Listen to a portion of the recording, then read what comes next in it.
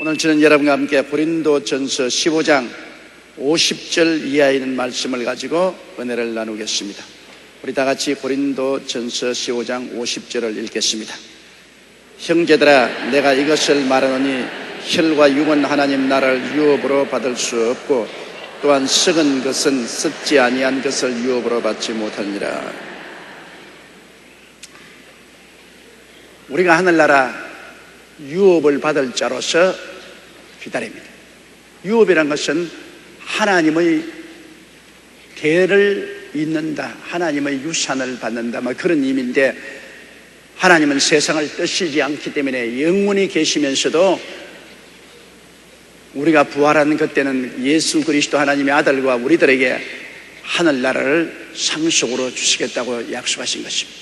그러므로 이 하늘나라를 그리스도와 함께 상속으로 우리가 받을 터인데, 여기에 보니까 혈과 육은 하나님 나라를 유업으로 받을 수 없다는 것은 현재의 이 육신 상태로서 하늘나라 유업을 받지 않는다는 것입니다.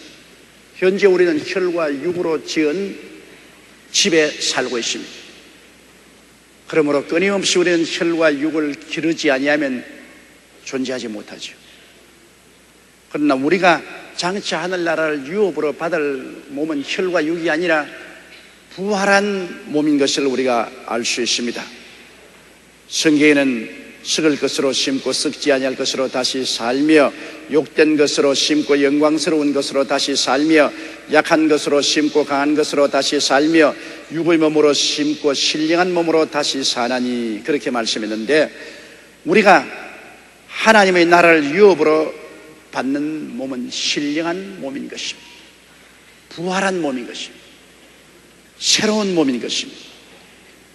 우리의 이 몸은 이미 아담과 하와가 타락함으로 죄가 들어와서 영적으로 죽고 육체적으로 썩음의 종로로 타고 있는 것입니다. 부패가 우리 속에 들어와 있어요. 그렇기 때문에 벌써 어린아이로부터 시작해서 장성한다는 것이, 다시 말하면 죽음을 향해서 한 발자국 한 발자국 나아가는 것입니다. 심장은 죽음을 향해서 행진하는 북소리입니다. 퉁닥 퉁닥 퉁닥 퉁닥 심장의 두들거리는 소리를 맞추어서 죽음으로 나갑니다. 이미 우리 속에는 태어날 때부터 부패가 심어져 있습니다. 그러므로 우리는 점점 썩어져 가죠. 여기 있는 여러분, 우리는 하루하루가 다르게 썩어져 가고 있습니다. 하루를 살고 또 잠자리에 들어갈 때 또 이만침 무덤에 가까이 왔다, 죽음에 가까이 왔다, 우리는 인식하지 아니할 수 없습니다. 우리는 다 행인과 나그네와 같이 인생을 살고 있습니다. 행인과 나그네라는 것은 한 곳에 정착되어 있지 못해요. 행인과 나그네는 끊임없이 여행을 합니다. 우리는 이 땅을 여행하고 있습니다. 목적지는 육체론 죽음입니다. 죽음을 향한 여행과 행진을 계속하고 있는 것입니다. 누구도 예외 없이 우리는 죽어야만 하는 것입니다. 조만간에 다 죽어야 돼요. 이 일을 심각하게 생각해야 되는 것입니다. 사람들은 죽음의 문제는 생각하지 않으려고 합니다. 내 가족이 죽고 내 이웃이 죽고 친척이 죽고 사람들이 죽는 것은 나와는 거리가 먼 것으로 생각하는 것입니다. 그러나 얼마 있지 않으면 그것이 내게 체험으로 다가오는 것입니다. 다 죽어요. 그러면 죽을 그때는 이 세상의 부귀영화 공명이 아무 소용이 없습니다. 하나도 가져갈 수 없습니다. 다 벗어 던져버리고 가는 것입니다. 그때 오직 귀한 것은 예수 그리스도의 구원과 하나님의 사랑밖에는 귀한 것이 없습니다. 죽음 저 건너편에 가는 데는 예수 그리스도의 구원과 하나님의 사랑 이외에는 아무것도 없습니다. 다 벗어버린 것입니다. 이 세상의 지위, 명예, 권세, 부귀, 영화, 공명이 우리에게 아무런 도움이 되지 않습니다. 예수님 한 분, 그리고 영원한 하나님의 사랑, 그 두 가지 사실이 죽음 저 건너편에 우리의 삶을 확정지어 주시는 것입니다. 이 세상에 사는 사람들은 여러분 실제로 살았다 하나 죽은 사람입니다. 영적으로 죽어서 하나님과 교통이 끊어지고 하나님을 알지 못하고 하나님을 필요로 느끼지도 않습니다. 그런데 그 영적으로 죽은 시체에 아름다운 옷으로 치장을 해놓았습니다. 지위, 명예, 부귀, 영화, 공명이란 화려한 옷을 입혀놓았습니다. 아무리 화려한 옷을 입혀놓아도 그 속 사람이 죽은 사람입니다. 그 화려한 의복이 죽은 속 사람을 살려낼 수가 없습니다. 얼마 있지 아니하여 죽은 속 사람은 영원히 지옥으로 떨어지고 그가 입은 화려한 옷은 다 벗어서 내동댕이 치고야 말 것인 것입니다. 가장 근원적인 문제가 해결되어야 됩니다. 가장 인생의 중요한 문제가 우리 영혼의 구원입니다. 사람이 온 천하를 다 얻고도 자기 목숨 하나 잃으면 무엇이 유익하리요? 사람이 자기 목숨과 무엇과 바꾸겠냐고 성경은 말하고 있습니다. 가장 중요한 이 영혼의 문제를 내동댕이 쳐버리고 이 세상의 육신의 정욕, 안목의 정욕, 일생의 자랑을 쫓고 무엇을 먹을까, 무엇을 입을까, 무엇을 마실까 이 문제만 위해서 전적으로 시간을 보내고 노력을 하는 것을 볼 때 너무나 안타깝습니다. 눈이 있어도 보지 못하고 귀가 있어도 듣지 못하고 마음이 있어도 깨닫지 못하니 얼마나 절망적인 존재입니까? 인간은 깨닫지 못하면 멸망하는 짐승과 같습니다. 절망적인 존재예요. 자기 영혼이 멸망을 향하여 가고 있다는 것을 인식하지 못하는 사람은 절망적인 존재인 것입니다. 오직 여러분 이 어둡고 캄캄한 절망에서 자기 스스로를 깨닫고 예수 그리스도를 구주로 믿고 하나님을 믿게 되는 것은 성령이 오셔서 우리 마음 문을 열어주어야만 되는 것입니다. 성령이 마음 문을 열어주지 아니하면 우리는 도저히 그리스도를 알 수도 없고 하나님을 믿을 수도 없습니다. 성령이 와서 우리 마음 문을 열어줘야 돼요.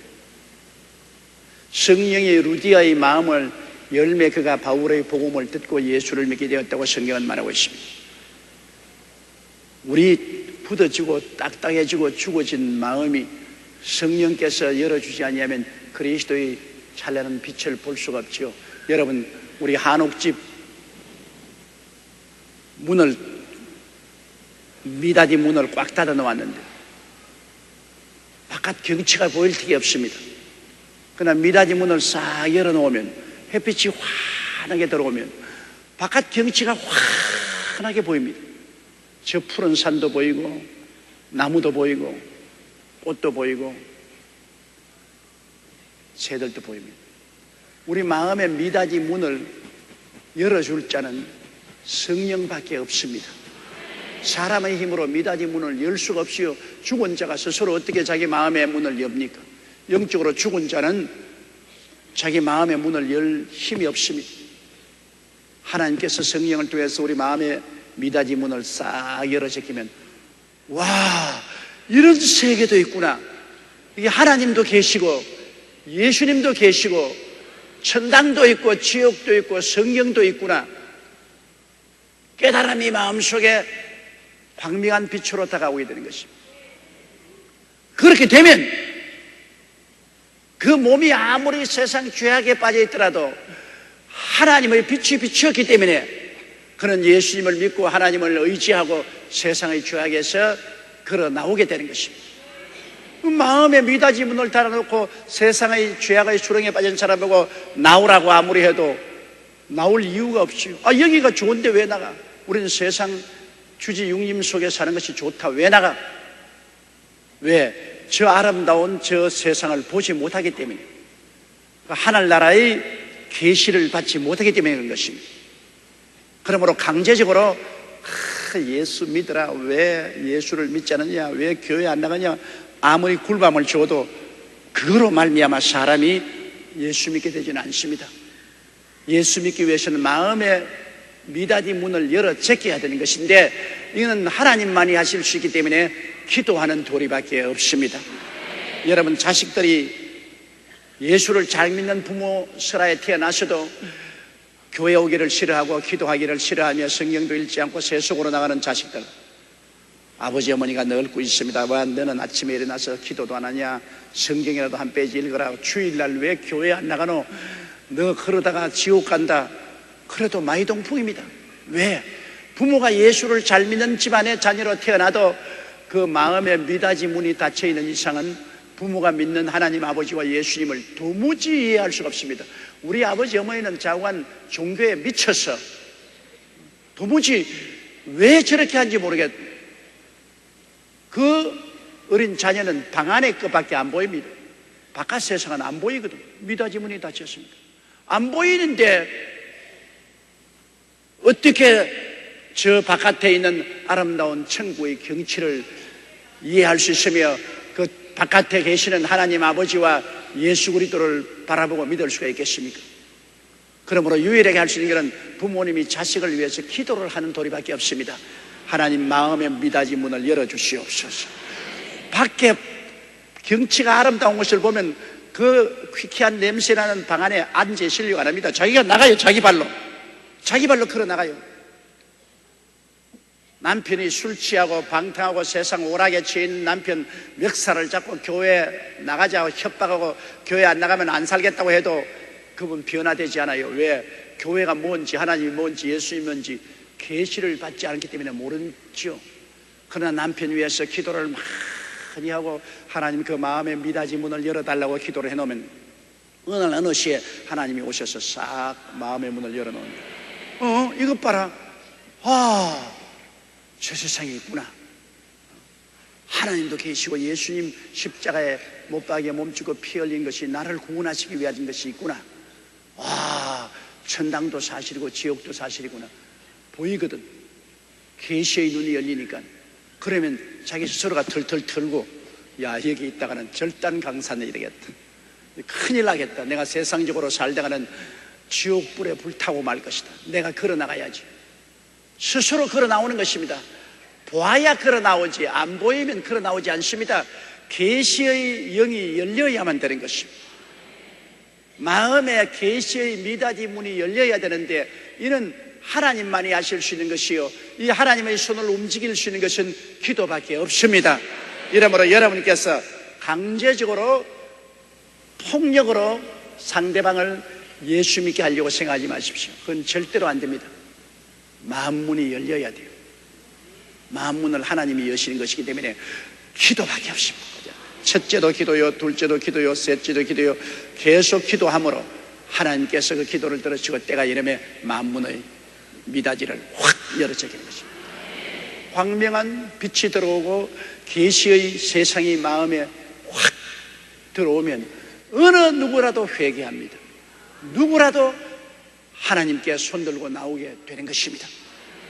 그러므로 이 혈과 육을 가지고는 하늘나라를 상속으로 못 받습니다. 왜냐하면 혈과 육은 하늘나라가 전혀 안 보여요.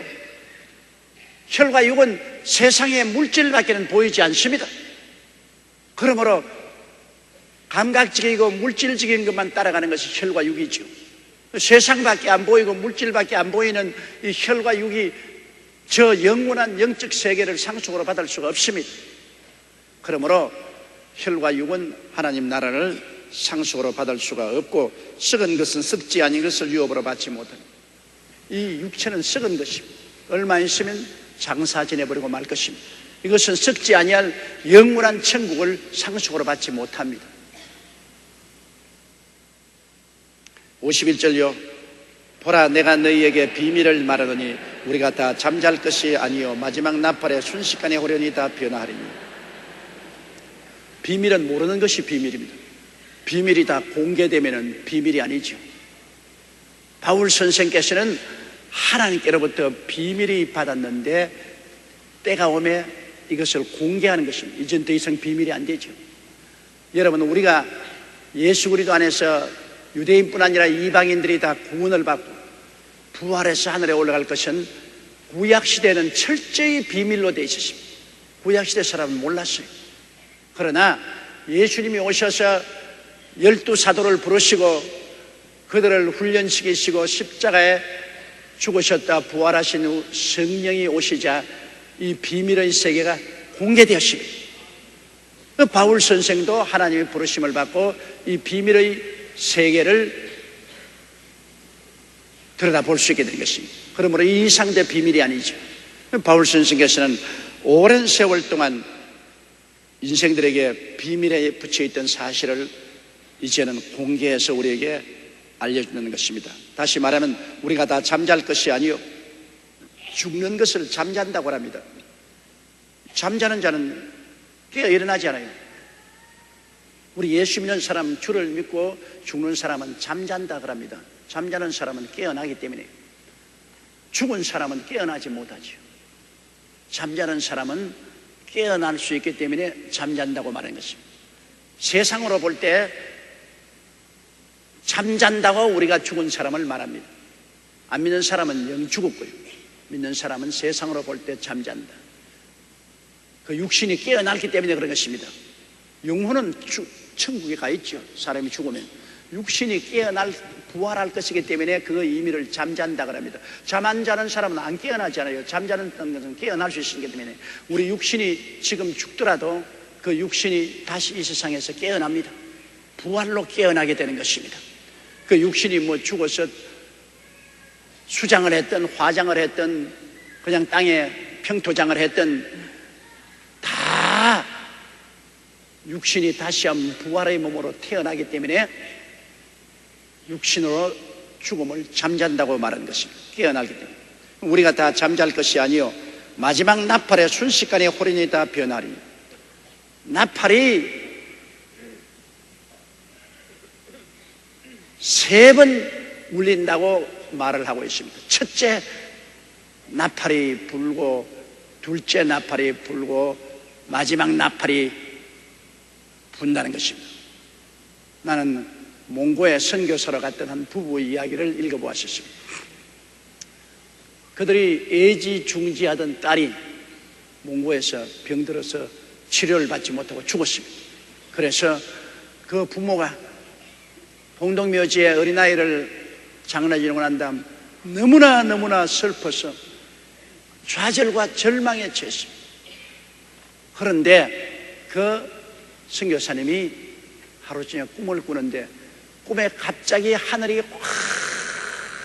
환하게 황금빛으로 물들더랍니다. 놀랍게 온 하늘이 황금빛으로 물들지만 온 천지가 울리게 떼떼떼 하는 하나님의 나팔 소리가 들리더랍니다. 근데 마침 자기가 어디서 있냐, 그 몽고의 공동묘지 앞에 서 있는데 첫째 나팔이 부니까 무덤들이 다 열리더래요. 그리고 둘째 나팔이 부니까 죽은 시체들이 다 일어나더라고요. 셋째 나팔이 부니까 순식간에 혈과 육은 사라지고 부활의 몸으로 변화를 입어서 하늘나라로 들려 올라가는데 그 가운데 자기 딸도 포함되어 있더랍니다. 자기 딸이 무덤에서 일어나서 변화되어 부활의 영광스러운 몸을 입고 하늘나라로 승천하는 모습을 보고 너무나 마음에 기뻐서 할렐루야 고함을 치다가 잠에서 깨어나 그 마음의 위로가 너무 형언할 수 없는 위로를 받았기 때문에 그 다음부터 슬픔이 사라졌다는 것입니다. 아, 우리 딸이 죽은 것이 아니구나. 그 육체는 무덤에서 잠자고 있구나. 그 영혼은 이미 낙원에 들어가서 부활의 날을 기다리고 육체는 부활할 날을 기다리고 잠들고 있구나. 부활의 날에 하나님께서 하늘에 있는 그 딸의 영혼을 그 부활의 몸으로 보내어서 그 부활의 몸을 입고 영원히 주님과 함께 살게 되겠구나 하는 그 확신을 얻고 그 마음속에 너무나 기쁘고 즐거워서 슬픔이 안개구름같이 사라졌다는 간증을 적은 것을 제가 읽어본 적이 있습니다. 그러므로 사실 여러분, 죽는다는 것은 제3자가 볼 때 죽는 것이지 당사자는 죽음을 몰라요. 예수 믿는 당사자는 내가 잠들었다고 생각하고 깨어나니까 천당이더라. 죽음이라는 것은 깊은 잠에 떨어지는데 잠에서 떨어져서 영적으로 깨고 보니 예수님 품 안에 천국 낙원에 와 있더라. 육신의 장막집은 땅에 벗어놓고 영혼은 천국에서 깨어나기 때문에 자기 스스로는 죽음이 뭔지 모릅니다. 아마 잠들었다가 깨어나는 그러한 체험밖에 되지 않습니다. 그러나 제3자가 볼 때는 아, 이 사람 죽었다. 왜 나와 교통이 안 되니까 불러도 대답도 아니하고 울부짖어도 같이 울지 아니하고 손으로 만져도 반응도 없고 하니까 대화가 끊어져 죽었다고 하지만 속 사람은 그 육신의 장박집을 벗어버리고 하늘에서 깨어나기 때문에 본인은 죽은 건 모르지만은 제3자가 볼 때는 죽었다고 생각하죠. 인도 유명한 성자였던 산다스인이 하늘나라에 올라가서 환상 중에 많은 성도를 만났는데 갓 하늘나라에 올라온 사람은 자기가 죽은 줄을 모르고 있더랍니다. 갓 올라온 사람은 왜냐하면 내가 깊이 잠이 들었는데 지금 여기 와 있다고 그러더랍니다. 그래서 자기가 죽은 줄을 이해하는 데는 며칠이 걸리더랍니다. 왜? 내가 잠들었는데 몸이 너무나 피곤하다고 생각해서 잠이 들었는데 깨어났으니 이곳에 깨어나. 그래서 많은 죽은 성도들이 하늘나라에 올라와 있으면서 자기가 죽은 줄을 모르고 있더라.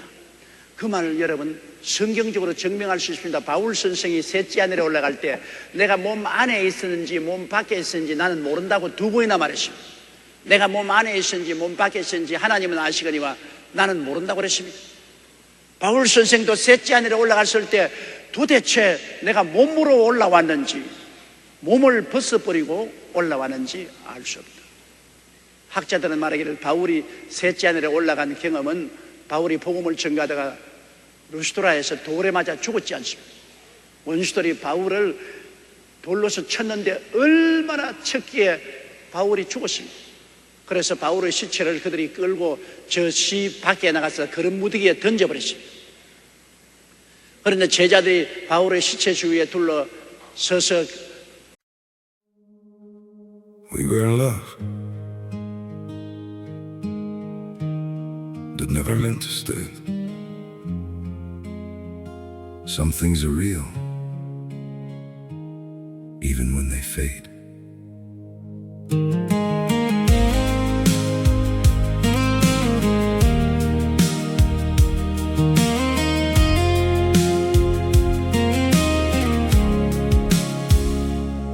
I used to think if we kept holding on, we could bend the truth somehow. But love can't fight what's pulling us apart, and it's breaking us down now.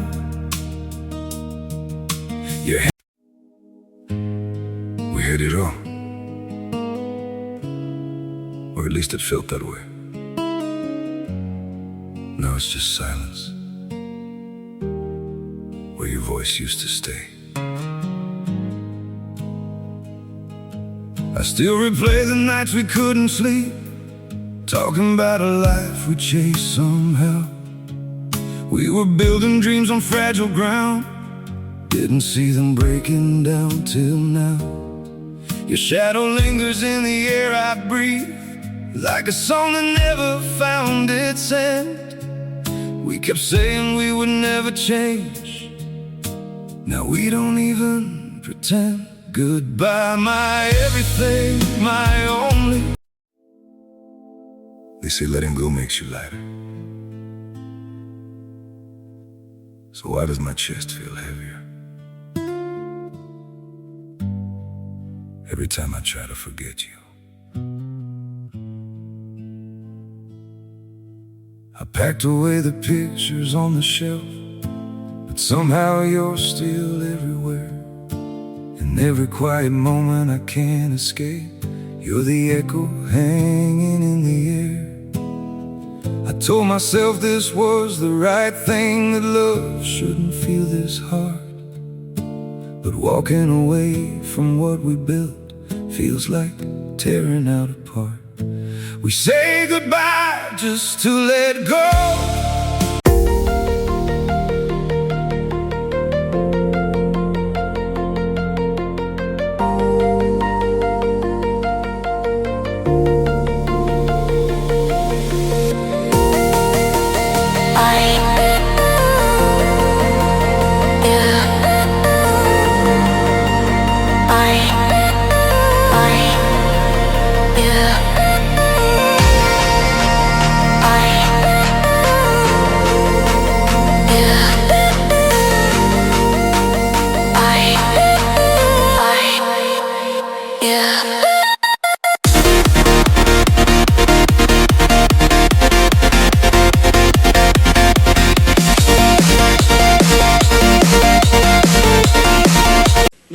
그러며 기도할 때 바울이 살아나 버렸습니다.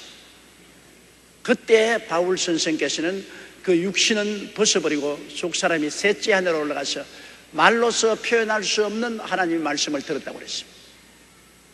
그런데 바울 선생은 말을 그때 내 몸으로 갔는지 몸 밖에서 갔는지 나는 모르겠고 하나님은 아신다고 그랬습니다.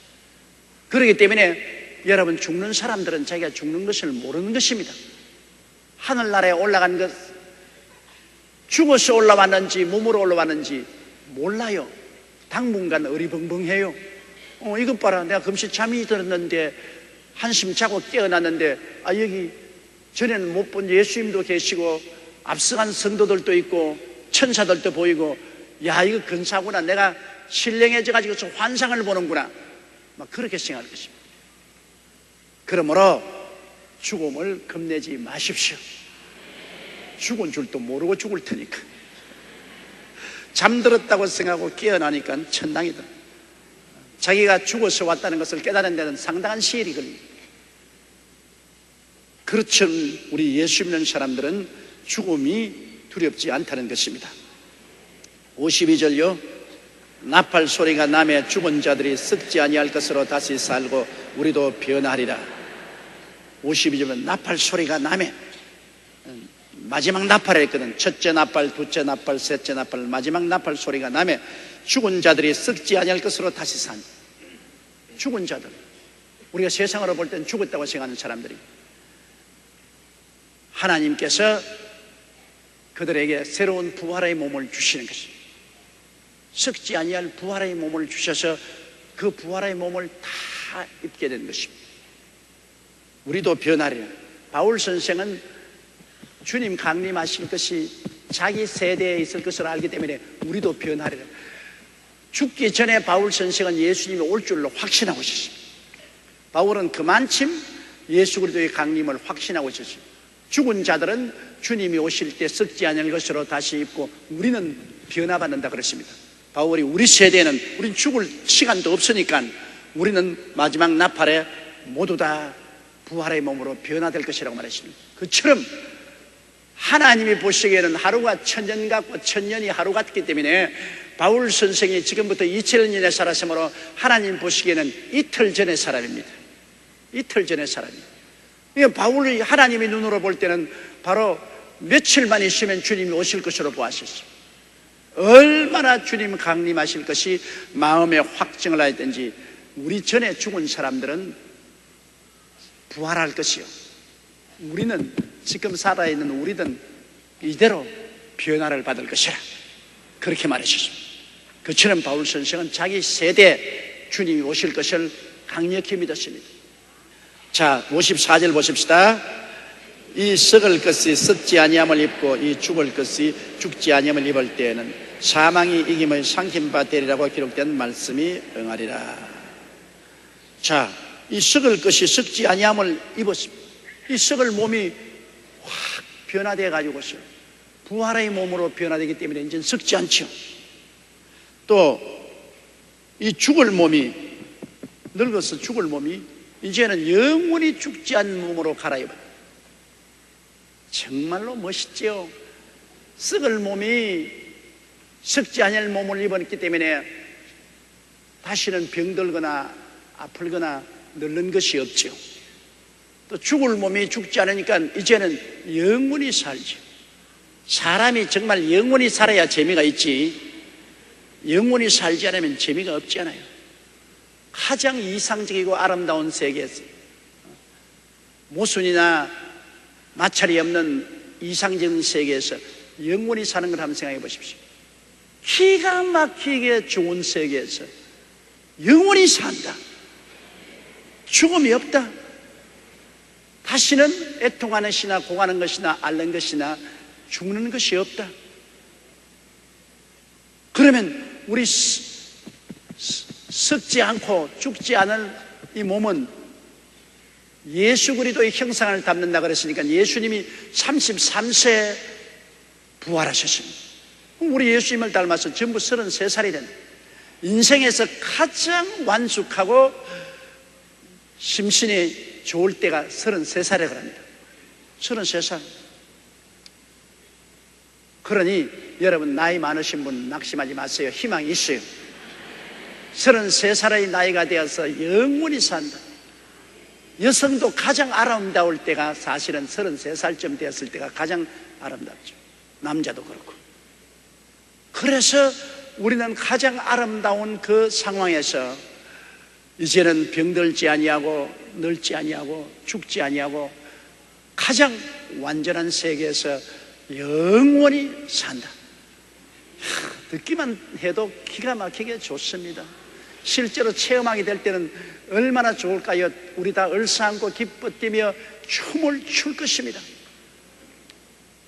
그날이 우리에게 있는 것입니다. 이런 날을 보지 못하고 이 세상 썩어질 것만 바라보고 꿀꿀하면서 살다가 영원한 지옥으로 떨어진다면 얼마나 비참하겠습니까? 우리는 우리의 구원을 날마다 강하게 붙잡고 이 구원의 소식을 힘차게 기도하고 전도해야만 할 것입니다. 이와 같은 일이 이루어지면 이사야 25장 8절에 기록한 대로 사망이 이김의 삼킴바 되리라 기록된 말씀이 응하리라. 여러분, 바다의 큰 고기는 적은 생선을 삼켜버립니다. 별돌이 뱃속에 들어가 버리죠. 큰 물고기는 적은 물고기를 삼켜버려요. 그날에는 생명이 와서 죽음을 삼켜버립니다. 지금은 사망이 큰 소리 하지만은 그때는 생명이 와서 사명을 삼켜버려서 그냥 소화시켜버리니까 사망이 온데간데 없습니다. 사망은 아무것도 아니에요. 부활의 생명이 와서 사망을 삼켜버립니다.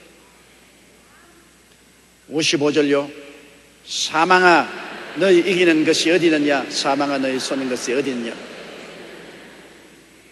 사망이 이제는 완전히 생명에게 삼킴바 되었으므로 사망아, 지금까지 너희가 수많은 사람을 죽여서 이겼지만 이제는 너희 이기는 것이 어디 있냐? 너희가 사람에게 쏘아서 죽음의 독을 주입했는데 그 쏘는 것이 어디 있냐? 부활의 사망이라는 것은 아무것도 아닌 것입니다. 56절요. 사망에 쏘는 것은 죄요 죄의 권능은 율법이라. 죄가 들어와서 죽음이 왔지 않아요. 죄의 값은 사망이니까 죄가 들어와서 영혼이 죽고 영혼이 죽으니까 육체가 부패했죠. 그러므로 여러분, 사망의 쏘는 것은 죄인데 죄의 권능은 율법입니다. 왜? 율법이 와서 우리 죄를 다 드러내놓으니까 죄의 권능은 율법에 있습니다. 율법이 없으면 죄가 죄인 줄 모르는데 율법이 들어오니까 우리 죄가 드러나죠. 하나님의 법은 하나님 앞에서 정의로운 것이지만은 하나님 법이 와서 우리들을 전부 죄인으로 잡아놓는 것입니다.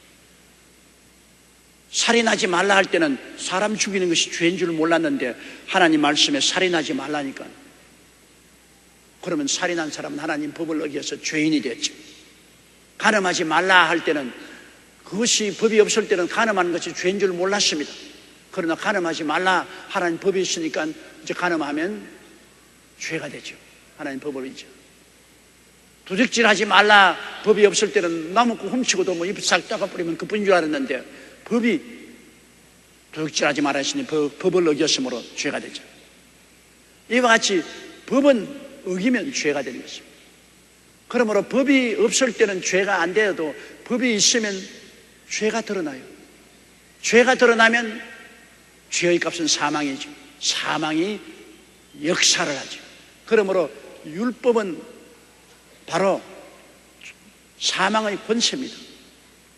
이렇기 때문에 사망을 쏘는 것은 죄고 죄의 권능은 율법입니다. 율법이 없으면 죄가 힘이 없는데 율법이 있으면 죄가 힘이 있어요. 죄가 힘이 있어요. 너는 이 법을 어겼지, 너는 죄인이다. 너는 저 법을 어겼지, 죄인.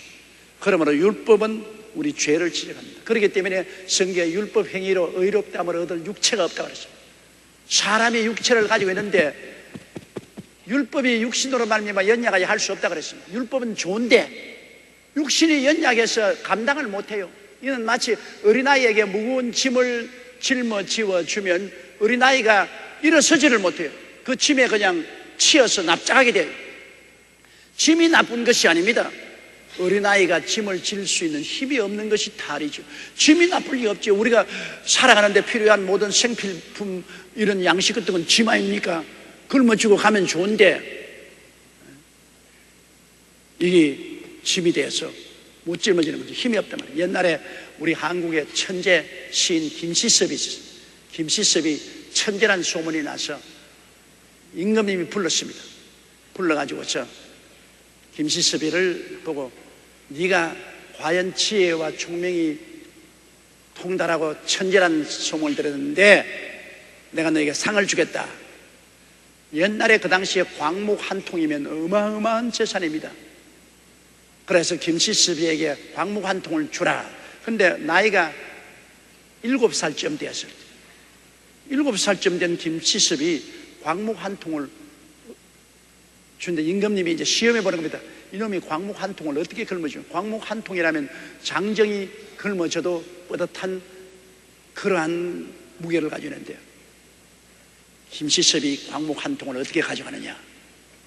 그 임금님이 잔뜩 보고 있습니다. 김시섭이 임금님에게 사리하고 난 다음에 임금님, 내 두루마기 끝에 광목통 끝을 좀 묶어 주십시오. 그러는 김시섭이 들었는데 광목이 줄줄줄줄 풀려서 끌려가는 겁니다. 짊어지고는 못 가도 끌고는 갈 수 있다. 그래서 임금님이 무릎을 치고 그 지혜에 놀랐다는 것입니다. 짊어지고는 못 갈 것, 자기의 두루마기자락에 묶어놓고 끌고는 간다. 율법이 나쁜 것 아닙니다.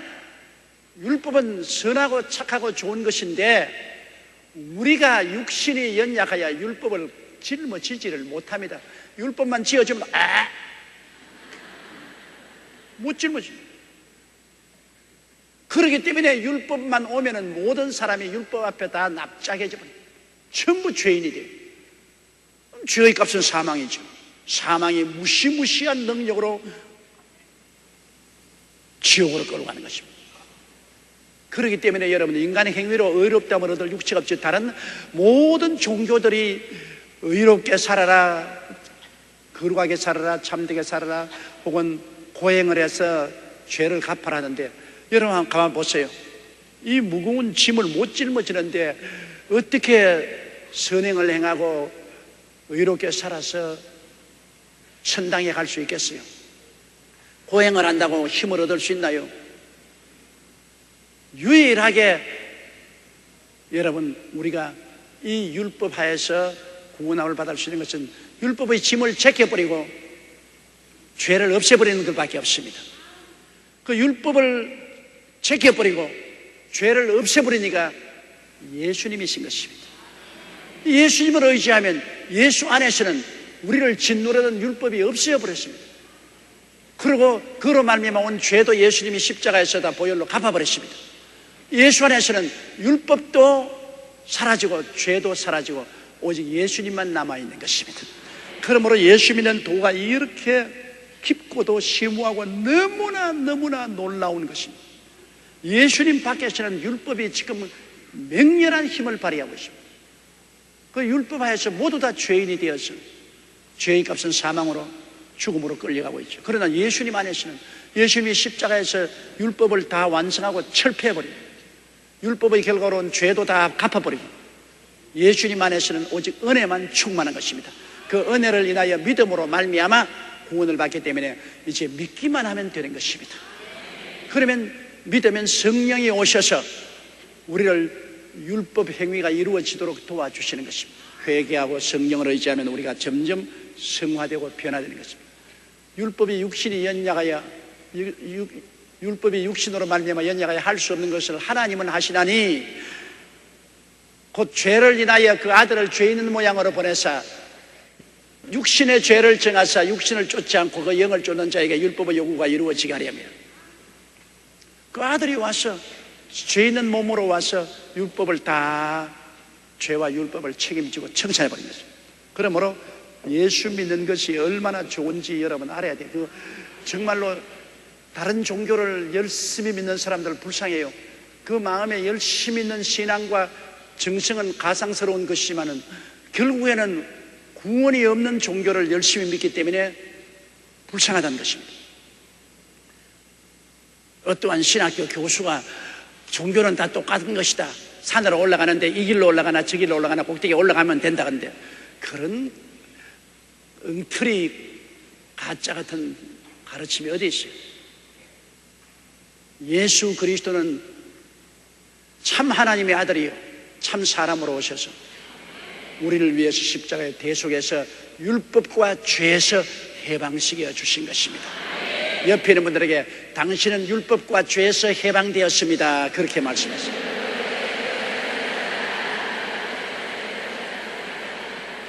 아멘. 57절요.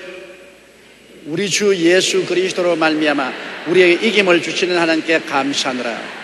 할렐루야. 주님께 한번 박수로 감사드리십시다. 우리 주 예수 그리스도로 말미암아 율법을 이기고 죄를 이기게 해주신 하나님께 감사하노라. 예수로 말미암아 이제는 율법도 다 제껴버리고 죄도 다 제껴버리고 율법과 죄를 사용해서 종횡무진으로 우리를 괴롭히던 마귀도 입이 삐뚤어지도록 예수님께 반지를 얻어맞고 나가 떨어져 버리고 말한 것입니다.